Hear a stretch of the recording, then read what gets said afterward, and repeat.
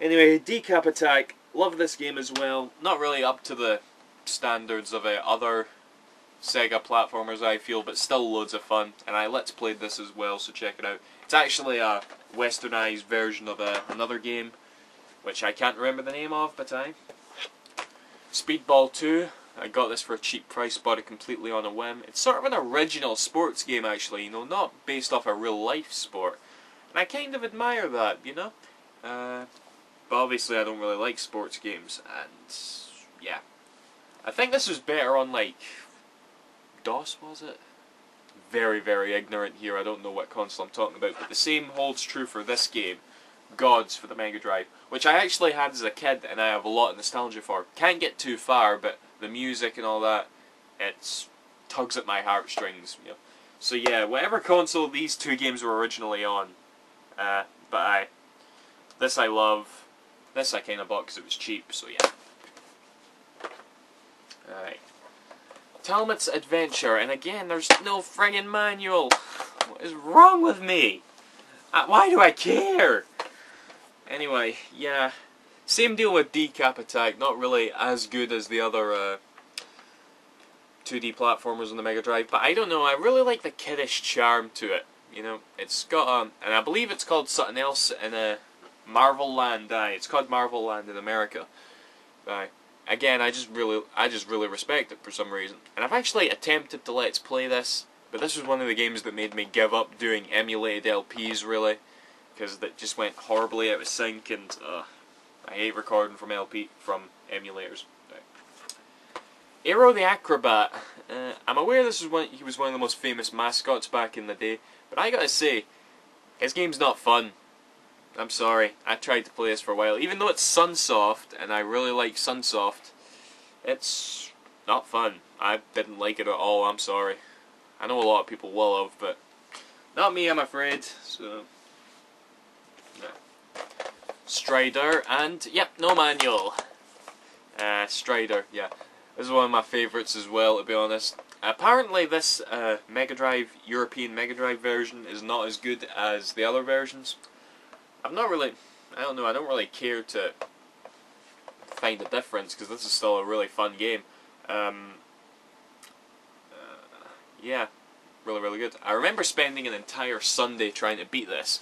I got to, like, the last boss, like, 4 or 5 times, and I could not beat him. Yes, I suck, don't I? But regardless, still love this game to death, really do. Toy Story! This is one I had as a kid because I was so addicted to the film. I gotta say, this was like one of the last Mega Drive / Super Nintendo games. Really, really good graphics, you know? Fantastic, in fact. I guess that was to be expected, you know, at the end of the lifespan. So I guess you could consider this a console maximizer like I was talking about earlier. But yeah, Toy Story. I really like this game. Alex Kidd and the Enchanted Castle, childhood favourite of mine. A lot of people don't like it. I think it's just as good as all the other Alex Kidds. But then again, Alex Kidd in general isn't too fantastic. But yeah, nostalgia alone will carry my love for this game, honestly. And no manual. I'm a sad panda. Rocket Knight Adventures, probably my second favourite Mega Drive game, my first retro LP. Actually, don't go to watch that LP, it was horrible. But no instructions. Yeah, I love this. The new one on Xbox Live and PSN isn't as good, sadly, so try this anyway. And there was a sequel to this on the Super Nintendo and Mega Drive. Not played either of them. But yeah. Another console maximizer, Comix Zone. This game is brutal. It is difficult as hell, okay? I've tried so many times to beat it, I can't do it. Even with save states, because everything you do makes you lose health. Whether you're ripping the pages or attacking something that isn't even hurt you, because I guess, I don't know, he hurts his fists when doing it, but everything kills you. And it's not bad, it is definitely not bad. It's just that one little thing stops it from being as enjoyable as it could be. Yeah, because everything else about it is fantastic. You know, the fact that you're in a comic and it's one of the most original games you will ever play. Seriously. Yeah, I really wish, what's his name? His name's Turner or something? His name's Sketch. Sketch Turner, I believe. It's not really saying here, but I know. Oh, no instructions. What am I doing? Yeah, I think it's Sketch Turner. I really wish he was in Sonic and Sega All Stars Racing. Even though in that list I didn't include him, but still, you know, it would have been awesome too. I left out a lot of people, okay? But here's someone I did leave in, ToeJam and Earl. I really like these characters and their whole sort of like mid-90s cartoon look. Apparently the first ToeJam and Earl game, and again, no instructions. Apparently the first ToeJam and Earl game was nothing like this, you know, a co-op platformer. And I will be honest, this isn't one of my favourite Mega Drive games, you know. I'm not too fond of it. But it is fun, I will give it that. But here's another game that I'm also not too fond of that I really don't like this vibe. I don't know, I just don't like this game. Kid Chameleon. I'll play it, okay? But just the way you get power-ups, you know, you're banging blocks with your head. It's exactly like Mario. And I don't know, I can't seem to let that slide. And again, no instructions. I can't let that slide either yet, can I? But yeah, I guess regardless it is kind of fun. And a funny game as well, you know, because there are so many power-ups you can get. But I don't know. There's something about it that doesn't quite grab me as much as other platformers. Like this, for example. Oh my god, this game is so good. Yeah, I've Let's Played this, Rystar. Again, console maximizer. Rystar definitely needed to be in Sonic and Sega All-Stars Racing. Well, he was, but he was just this stupid cameo thing. Oh, that pisses me off. But yeah, definitely one of the funnest games I've ever played. Right. Aladdin. I already kind of talked about this a bit in my SNES game collection, about how, you know, I had both this and the Super Nintendo game. This one is more combat orientated. You know, you use a sword and you throw apples, rather than the SNES version where it's more of a platformer. And like I said, I do like this game, I just prefer the SNES version. But good game regardless. Lemmings, I remember, oh god. Wait a minute. Hold on a minute. Okay, I have 2 copies of Sonic 3D Blast. This one doesn't have the cartridge in it. So I now have...